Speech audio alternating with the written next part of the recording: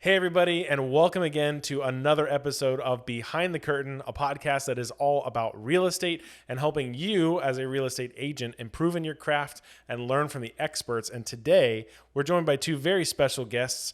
We have Nikki and Rio, who are both original founding members of the Bridge Group and who are also excellent at farming their neighborhoods. So yet again, joined by Cole Watkins, team leader of the Bridge Group, and myself, Nico Polamento. So today we wanted to bring both of them on to help you know how, to help you learn how to farm your neighborhood. They've had so much success from doing this. This is not something that is overnight. It takes a lot of time. It takes a strategy. And so we want to talk about that strategy here today. And let's open it up. Yeah, I mean, I think that everyone, whenever we start talking about neighborhood farming or like geo farming, like what does everyone think about, right? They think about mailers. Like that's the first thing they go to. Like mailers are good, I think, and I think we're eventually going to get there and talk about that. We're y'all are actually starting that now. But that's after a few years of investing and sowing into your neighborhood and getting a significant market share in those. So let's talk about kind of the compare and contrast of before and after, right? Like really taking on your neighborhood. Where were the leads coming from before you really started doing this? Was it online leads? Was it like just open houses? I mean, what a lot of your leads right now are directly come list me or help me buy in your neighborhood, right? Yeah, for me, I know it started with definitely open house, right? Especially if you live in a community. And I'm fortunate to live in a master plan community. So, it's very kind of, I could kind of control the sections. And I think whenever you're doing open houses and you start getting business, then you start ramping up your prospecting. It all really started after just getting one or two listings and taking full advantage of those listings. When you do have listings, you have to do all the work. Obviously to get the house sold. For me, definitely what really set me off apart from other agents was my doing my wine tasting Friday night, neighbors only wine tasting. The first Let's clarify though, it's not really a wine tasting. Yeah, it's not a wine tasting. No. It's a wine drinking party. It's a drinking. Yeah. Wine drinking. Yes, Yeah. it turns into a party, right? Yeah. The benefits, the beauty of it is a lot of times, not only for me, but your own neighbors, the person that you're selling the house for, they haven't met their neighbors. When you do these parties, it's a chance for everybody to meet each other. Not only that, but they're meeting you, you're meeting them, and you're setting yourself apart from every other agent in your community. Yeah. How many times has it happened where you're doing something like that, a standalone Friday evening, open, neighbors only open house wine tasting? Someone comes in from the neighborhood that you invited by Circle Prospecting, invited to that, and then you end up selling their house. That's right, Cole. That was probably one of my biggest listings from doing that. I had a listing in Kellywood, not even the neighborhood where I live. Went out there, think I purchased 75 cards, neighbors only open house, passed them out to all the neighbors. Had about 15 to 20 neighbors come by. Huge success. The party was supposed to be from 6 to 8. Ended up ending at 11. The neighbor directly across the street from her had the biggest house in the community, was looking to sell a few months later. And that evening, she said, Rio, if anybody's going to sell my property, it's going to be you. Because of the turnout, because of the ambiance, because of how she felt. We go all out here on the Bridge Group with the red carpet.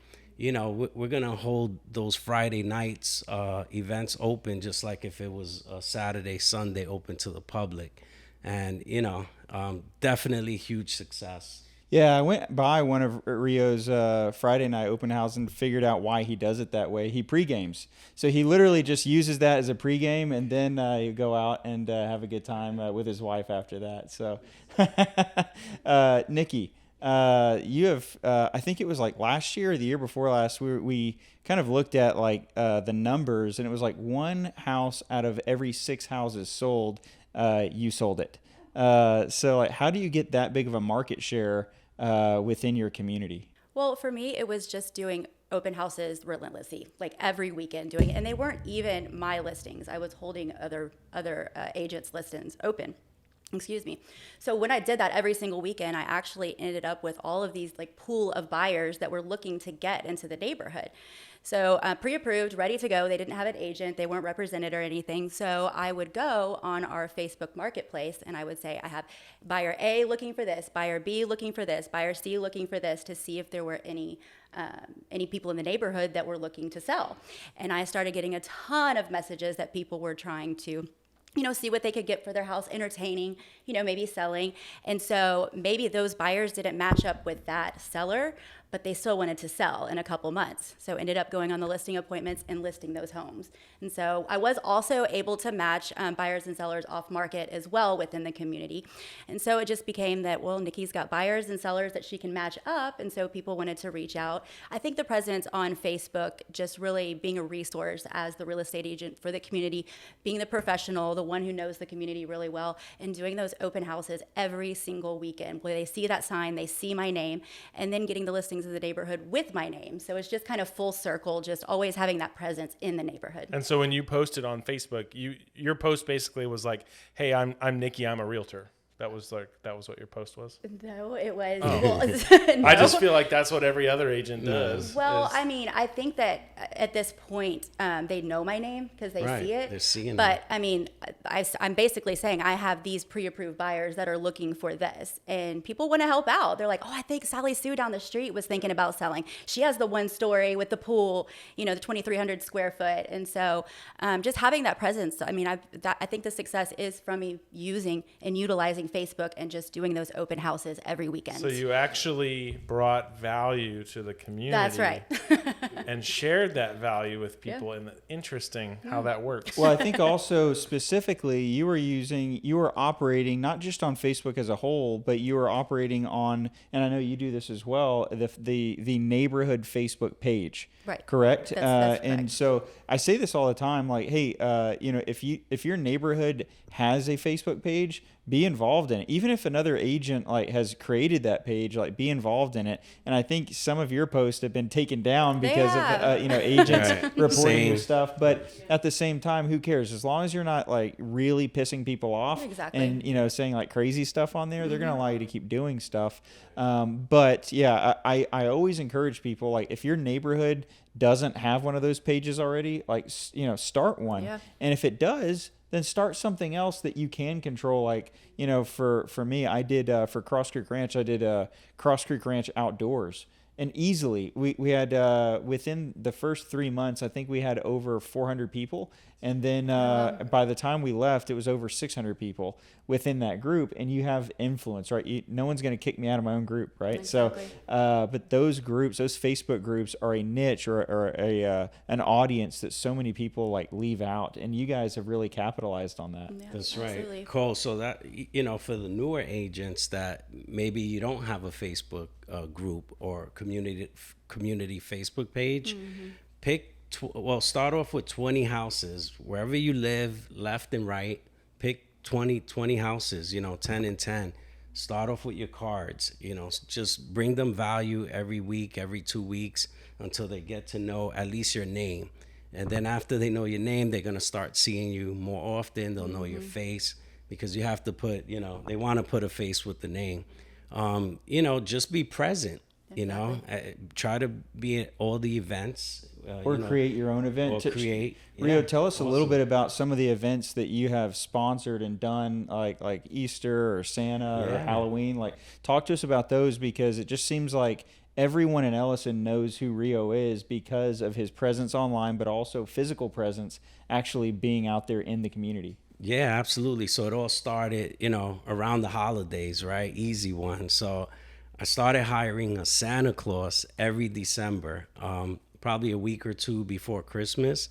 And we would go, literally, I would hire him for maybe 4 hours, and not, just surprise people, door knock, they open, guess what? It's Santa Claus. If they have kids, can you imagine the smile on those kids' faces? And if they don't have kids, hey guys, what a beautiful couple. When was the last time you guys taking a picture with Santa in front of your house? To them, they're like, oh my God, let's do it. So little things like that. And I did it consistently year after year. Beginning of the summer, by the pool, I would hire a snow cone. We would do the snow cone machine. I'll even get my 10-year-old son involved, have him do the snow calls while I talk to the Breaking child labor parents. laws. Yeah. Hey, he wants to eat steaks and cakes too. So Well, I did one Gotta in get our 'em neighborhood involved. for the snow cone, and literally had somebody come to the open house and say, "Hey, can you come and list my you property?" see, Just Well, you for doing did the it- advertisement for them coming and get a snow cone for Right. the you neighbors. never know. You did it for so you had an open house within your neighborhood, your community. I remember talking about this. Yeah. You did it for the community, and then you invited people to your open house, like neighbors to the open house, and said, "Hey, come get a snow cone on me. I'd love to meet you and get your thoughts on my open house or on my listing." And by doing that, you got another listing, I did, right? yeah. I think that the main thing is people are seeing y'all out there. They're giving credibility, more and more credibility every single time they see you. So the game is, how much can I be in front of them? That's right. How many conversations can I have? And at the end of the day, you have to be out there. I went out last night. I was just telling Cole before we got here. Took my son, waited for the sun to come down, passed out, I think it was 60 flyers. For what? Not even, oh, so this was for a house that I recently just sold. So we passed out 60 just sold flyers. Had 3 incredible conversations. One conversation was, hey, Rio, thank you for this. I have 2 investment properties that we're looking to sell in the next couple of years. We were actually going to call you. So that was an amazing conversation, but it also shows that the little bit of work that not the little bit, because I do a lot of work, the work that you put out, people are seeing it, right? And don't look at it, don't get discouraged if they don't call you right away. People see you. These are seeds that you're planting, and they're going to come to life, right? It might be 6 months, it might be a week, it might be a year, but they come to life, and you just never know. Well, I did an open house on my listing in the settlement, and it was somebody that lived in Ellison that was looking to come over on this side, and they're calling you the mayor of Ellison. That's it, the mayor of Ellison. He's like, we know the bridge group, we see it everywhere. We know Rio. And Well, so, yeah. Let's talk about that. Where are people? Because I love it whenever someone says, "Man, like I see your signs everywhere, Yeah. or I see y'all everywhere," and it's not. You don't really see us everywhere, but we make it feel that way. So like, where are they seeing you guys? Like, name all of the different. We've already talked about events, right? Open houses. Open houses are So huge. the open house signs, Facebook, the yard signs, the Yeah. Facebook. flyers, events. Okay. Our listing signs with Yep. our writers on it. I think the Facebook group. So like at least 5. Now we're actually going to start adding into another pillar like we were talking about, which is the mailers. Right now at this point we're just going to throw there's already a fire there, right? So we're just going to throw gas on it. And so now after a couple years of planting these seeds, we're going to throw mailers on top of that and stay in top of mind with them even more. That's, I think, a little bit more strategic move than just blindly throwing out. I see people on Lab Coat Agents all the time. What's the best mailer you have? Like, what's the best flyer? Like, you think it's a one and done, You think you're just going to... Silver bullet. Yeah, you think you're going to throw out, 800 flyers and get a listing. That's just not how it happens. You guys already have the rapport behind it. Once they get that, they're like, oh, like, okay, you're even more top of mind. That's right. And it's not overnight success. And, a lot of agents get discouraged because you put in the work, especially in the beginning. You're motivated, you're out there, and you don't see the return, but you have to stick with it. And more importantly, you can't be afraid. You have to go out there, knock on doors. Talk to people. I'll give you one example. It's not always going to be great conversations. I saw a beautiful house with a police car in the front. Great, easy conversation for me, being a retired police officer. I knock on the door and the guy tells me to get the fuck out of here. Stop, soliciting. Yeah. So I told him, I didn't fire back. No. Thank God, because it would have been a shootout.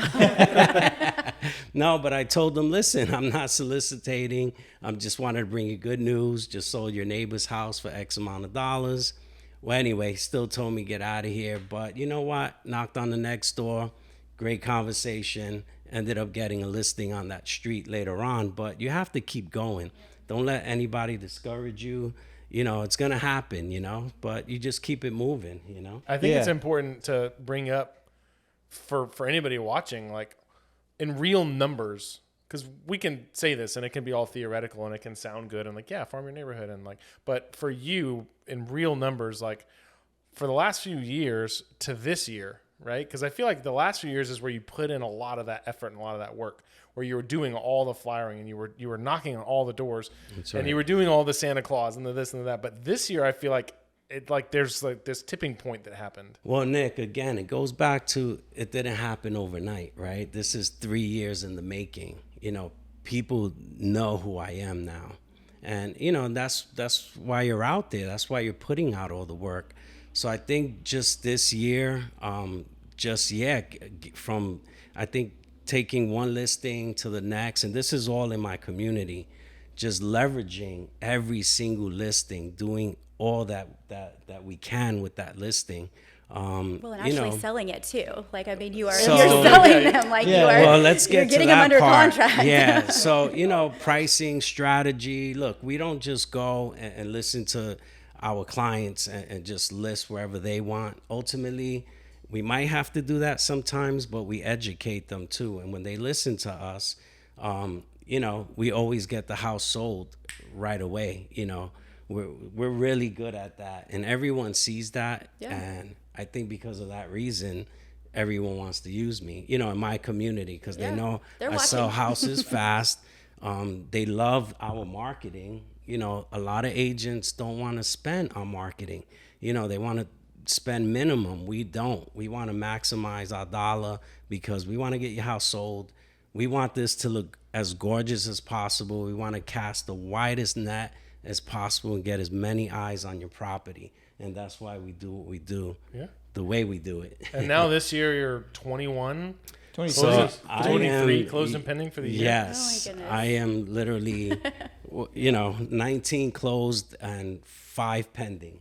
Yeah. So, you And know, all and- basically and, in your neighborhood. and pretty much have been, yes. Yeah, the all majority of mine. those are. You have some like every now and I want to talk about that. Like one of the biggest benefits of farming or working primarily within your neighborhood is you get to save on gas. Yes. You don't gotta go far. You know, like that's a true thing. Like you don't have to go outside of it too much because you're doing a lot of work with both sellers and buyers in there. Now, maybe some buyers are venture outside of it, but you really do. I was talking to Manny on our team about that because he lives across I-10, from us here.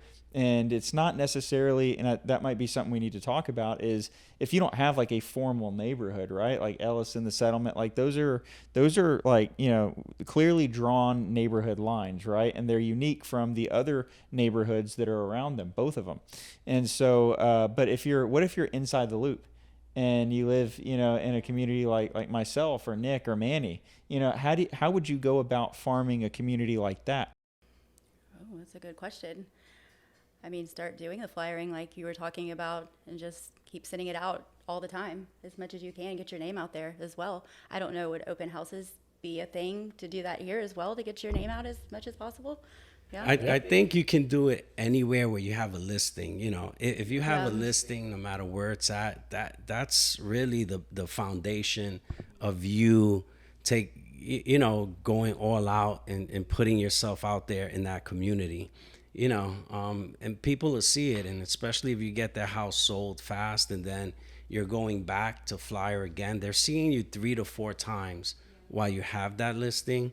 A lot of success comes out of that, but you have to do the work. Right. Yeah. Repetition You have builds to- familiarity, yeah, right? It's yeah, that same absolutely. principle we talk about. The more Absolutely. often they see you, the more they trust Did you, you the more just familiar quote they are. Taylor Swift? No, that's reputation. Okay. Oh, I said repetition. Okay. Repetition builds familiarity. That's which builds trust. Yeah. Well, I think I'm sure that- Taylor Swift is the same principle, though.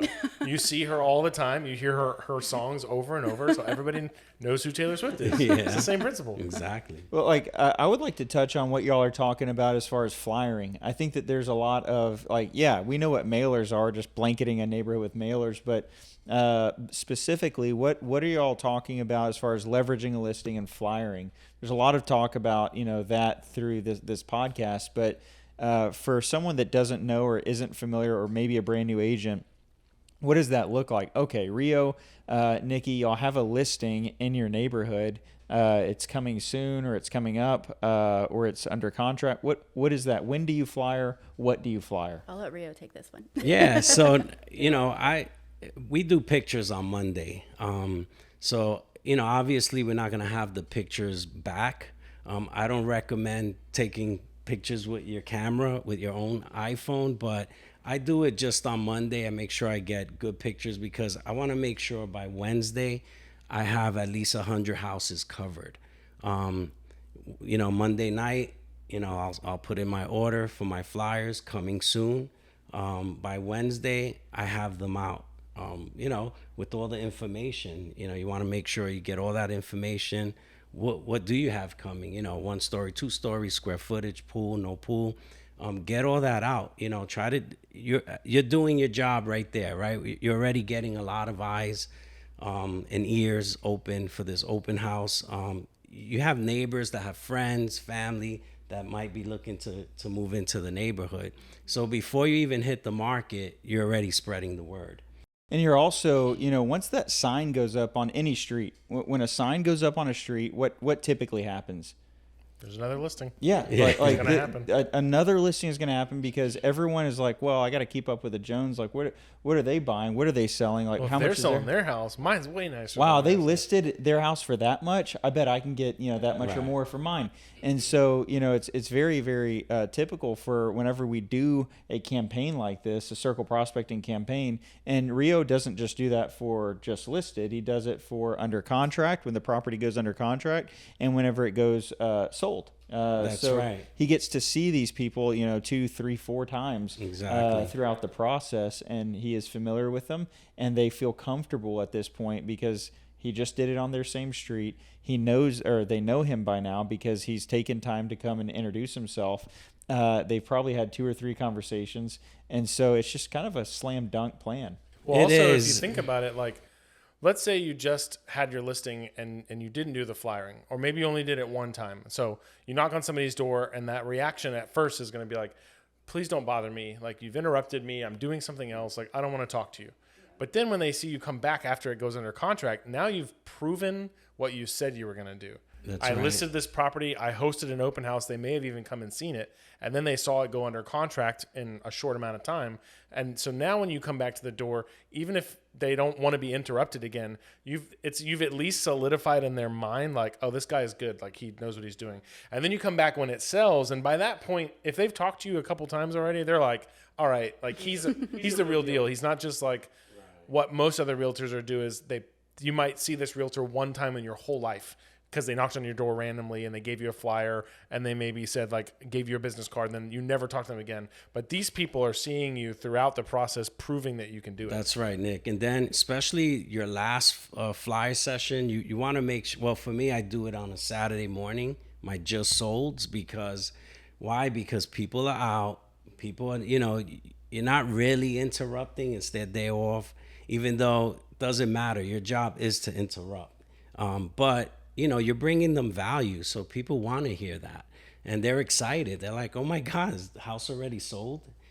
So that whenever you have excitement like that's an easy relationship that you're gonna start building with your neighbors. Yeah, we always say that your social media is your resume, but I feel like this is like adding jobs on a resume. It's like you're like, okay, there's another one, there's another listing, there's another open house. Rio is there's another sign in a yard, and every single one of those is like a notch that somebody's like, anybody who's maybe on the fence about using somebody else, by that point they're like, why would they not at least interview you when you've shown time after time over the course of Proven track record. months. Right, exactly. Well, And then yeah, I think we're actually creating our mailers with whatever we want to communicate on one side or our flyers, and then on the back side is every house we've ever sold in there. So it's very hard to argue with that or to say like, well, I don't know if he has experience. Like every single house he's ever sold in here is on this flyer, right? And so like we used to do that for like end of quarter or end of like now we can't because they won't fit. But at the same time, like on your flyer, on the mailer or on your next circle prospecting round, having every single house that you've ever sold in there, it's like, hey, look, like this is my neighborhood. No one knows it better than me. Yeah. I think Your there's resume. just I think it's just such a like a power move, right? it is. And also, since we're still on the topic of listings, you have to go above and beyond. There's going to be times, guys, that, you get a listing, you're happy, but let's say the driveway is terribly dirty, or there's cobwebs all over the place. Make sure to get these things taken care of, even if you have to hire somebody yourself. I'm very fortunate. I do a lot of the stuff myself. If I have to power wash my client's driveway before pictures, I make sure that's done. This week I had a crazy experience where I have a listing that went under contract. It was in time for inspections. During inspections, the inspector found a snake in the garage. Reached out to the agent. The agent calls me, freaking out, saying, there's no way. I don't know if my client's going to buy this house now. So what do? I grab my 10-year-old son who loves this stuff, and we jump in the car. Make him get the snake. We get over to the house, and I make him get the snake evicted. But no, at the end of the day, you know what? It took me an hour. We got the job done. Snake got evicted, and guess what? We had a successful option period. Yeah. So we had a successful report. That's what I meant to say. Yeah. So not so much in the settlement, but in Ellison, there is still new construction, and you have in the past, for lack of better words, stood on the corner on the man of the model day. house. Yeah, the model home park. Like, how did that go? Like, do the builders appreciate that? Do they like working with you? How did that go? Well, the builders, they definitely get to meet you because you're out there. It's a public street. But at the end of the day, it's all about putting yourself out there. I don't care how you do it. If you're staying home, no one's going to come to your house. Maybe you get lucky, a family member or friend. But other than that, you're not going to get business. You need to get yourself out there, find a niche. And that was one of my niches. I love model home villages, and I'll stand there all day talking to people. Because you live there. It's easy. It's an easy conversation. Yeah, that's right. Especially when you live in the community, And know it really well. And you basically have lived in the settlement from before you were an agent, right? No. Or you moved in afterwards? I moved in afterwards. Actually, my first purchase was our home. It was my Okay. first deal. Okay. So, no, and I you didn't live moved there. into Ellison after you became an agent as well. Yes. Yeah. So it's not like either of them like have grown up in this neighborhood and everybody already knows That's them. true. And you're talking about two people who became agents shortly thereafter, moved into a new community, and then have taken over the community and become that primary agent. So I think that's just an important thing to note, that it's not, nobody could look at them and be like, well, of course Nikki does all the listings because, but like, no, she Right. still had to build a presence and a brand and a name, and you had to host open houses where maybe nobody showed up, and you had to flyer, and maybe people didn't open their door. So it wasn't handed to you. You worked for it. Yeah, absolutely. She's What I've noticed with, both of them, but Nikki especially because of your time there, is that you don't have a lot of interviews. Like, you don't have like a ton of people like, oh, let me interview you and then a couple other people. There's been some, but like the majority of the people it's a come list me. It's as a matter of fact, like, I'm gonna work with Nikki because Nikki sells the settlement. So I think that's another huge benefit that not a lot of people talk about owning a geo farm is, hey, look, I don't really have to interview with a lot of people because people just know if you're going to sell your house in the settlement or in Ellison, like you're going to use. Having fans too, people who are really happy with the job that you did, who are like, you have to use Nikki and the Bridge Group. They did a really good job. And so having that reputation, building that reputation where people know and trust you and know that you know the neighborhood really well, and you're going to be able to add the value for that. How do you feel like you take somebody in the settlement who maybe you just sell their house, but how do you make them a fan? Like, what makes them want to refer you to other people? Well, I mean, I think that knowing the neighborhood really well, adding value, just going above and beyond, doing the open houses every weekend until it sells, trying to match them with a buyer that you might have over here in Chime and trying to see if you can't get somebody else in. Just doing the work, honestly. I think you know what you're doing with your property right now. I mean, you know, like the property is having some issues, so we got to withdraw it for a little bit and kind of go back to the drawing board with a plan. And I think you're doing just that, and a great job with your clients managing those expectations. But yeah, that could be a complete mess. But you know, I think that they're really going to appreciate and already do, you know, what you've done for them so far. So, and to add what Nikki was saying, more importantly is staying in communication with your clients after the fact. You know, once you close, it doesn't mean it's over. You know, you have a relationship with your clients, so it's important to nurture that. Stay in touch with them, and if you do it genuinely, you know, look, they're your fans, but more importantly, they're your friends forever. Well, most of them. Most of them. Yeah.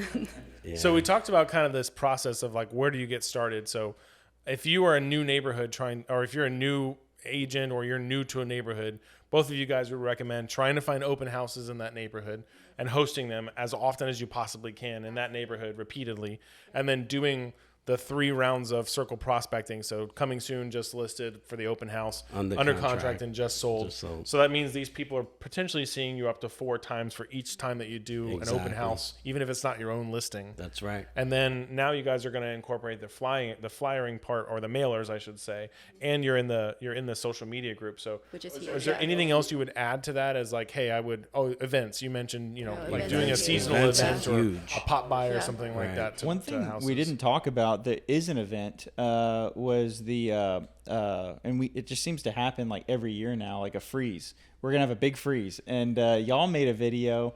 It's like my third most watched video on YouTube. Yeah, like how to Drain prepare your pipes or something? Yeah, Was drain it? the Yeah. pipes and make sure they don't freeze. Right. Well, I know that you put that video out on the Facebook video or Facebook neighborhood page, and you had how many people reach out to you to help them? I literally had 4 listings from that video. Oh, no kidding. And I then, didn't know that. 4 listings, but like a tree. I didn't get any. Like a tree, you know, Where's my payment? it just continued to grow. That's awesome. You know, from just referrals, and I mean, yeah. Anytime. But tell me what you did though, because I think that a lot of people like they don't that this is a hobby to them, right? This is a part-time thing for them. That they don't understand this is their business, and you got to think outside the box in order to have one more conversation. So you and Nick made a video about that. You put it up on your Facebook page and said, "Hey, if anyone needs help, let me know, and I'll come to your house and help you." Right. So every winter, I mean, I just do it anyway in my house. So your pressure breaker valve, which kind of controls the backflow of your sprinkler system so that dirty water doesn't get into, you know, your house into the system. What I do is I like to flush it out every year. So this way, when during the freeze, your pressure breaker doesn't, you know, snap or crack.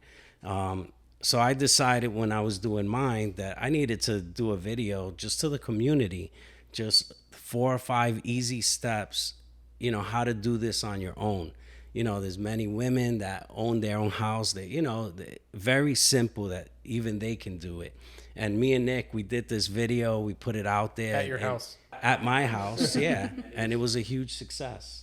And then you offered it to everybody. Hey, if you don't know how to do this. So again, then I went above and beyond and, you know, offered my services to them if they just found that it was going to be too difficult for them. for some reason it felt difficult for everyone, because then I got probably 100 emails asking if I can do everybody's house, and I literally pretty much completed every. You ran out. Like there was like a shortage of these like pressure relief valves. Well, that you for the had. ones that yeah, busted, from the ones that actually busted, I used to be a plumber as well, so I was able to change those out for them. But yeah, a lot of work. But listen, at the end of the day, when you love what you do it. You know, whether I was an agent or not, I would have still done this for. But what did that create for you? It created opportunities for conversations, right? Yeah, exactly. Which is really the whole. It's not that you were going out there hoping that people would hire you to be a plumber.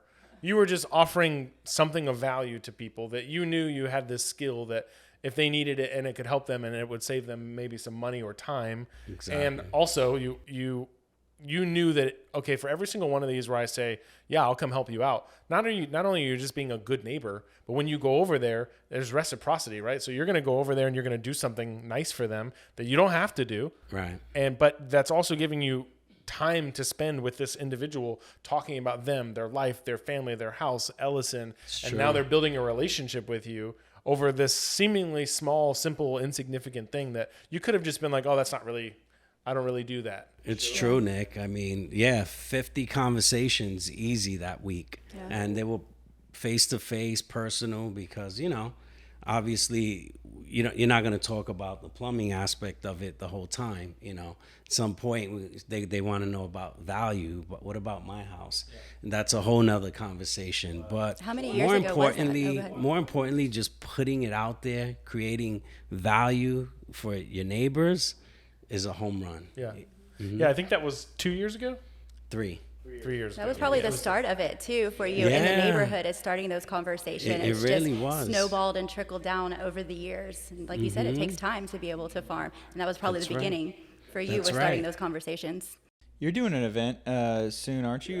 You and Lisa, who also lives in your neighborhood. What is that? What event is that? I think we're going to sponsor probably like a bounce house between the two of us. And it's just like a neighbors night out where you have like vendors and stuff. So we'll be able to meet a lot of neighbors, do the bridge group like tent and have stuff out there and just basically talk and mingle and, just get to know people and keep the bridge group name in the neighborhood as much as we possibly can. That's awesome. Yeah, I think it's going to be good. Same thing. It's creating conversations, right? Yep.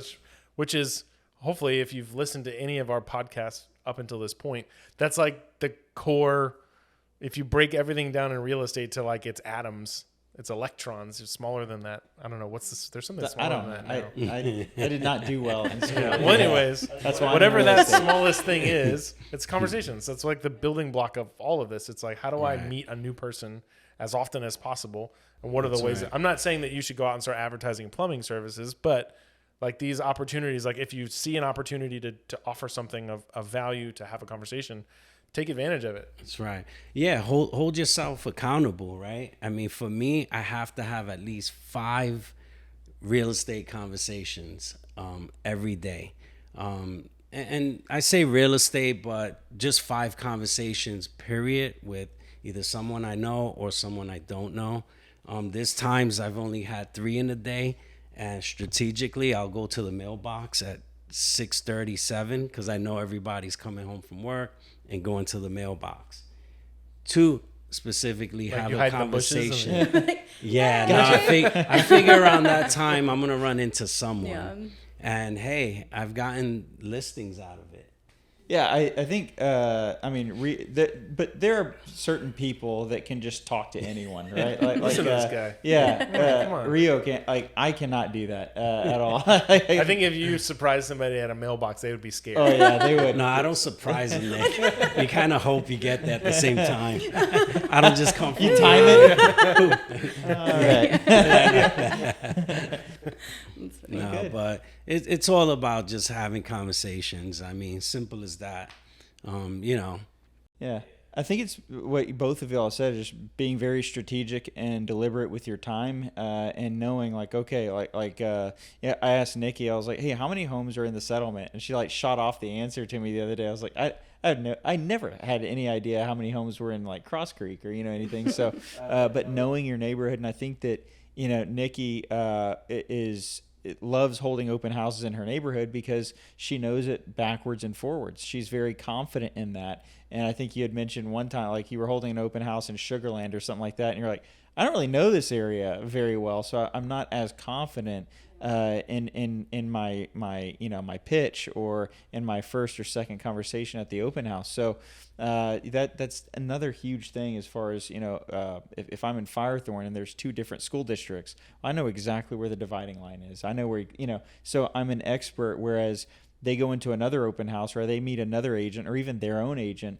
isn't near as like knowledgeable about the area as you are, they're gonna switch over or at least gravitate towards, hey, I kind of need someone that's an expert in this area. We've seen that happen time and time again. Absolutely. I mean, I just had a listing that went under contract from something like that. House was listed with another agent, was on the market almost 3 months. She fired that agent, hired me, and literally in 2 weeks got her a cash offer, and we're closing in 5 days. Heck yeah. Nice. That's awesome. Yes. Well, Nick, I think we hammered If you're neighborhood not farming. if you're not farming your neighborhood, you have everything that you need in order to get started with that. And if you've made it to this point in the video, comment down below if you would like to see a template of that circle prospecting flyer that we use, and we'd be happy to send you a template that you can utilize for your own business. So comment down below flyer, and we will definitely send you off a template for you to utilize. But thank you, Rio and Nikki, for joining us. Thank you. I think Happy this to be was here. super informative I hope and so. super helpful. So get out there, start farming your neighborhood, start having a strategy behind all this work and this effort that you're putting into real estate. If you feel like you need additional help, you feel like you need some coaching, we also offer a 6-month business plan, and we will sit down and do a one-on-one coaching call with one of the Bridge Group team leaders and help you figure out a strategy to get your business up and running. And if you're already an agent, but maybe you've just had kind of a slow year, how to get it back on track. So thank you guys for watching to the end of the video, and we'll see you guys on the next one.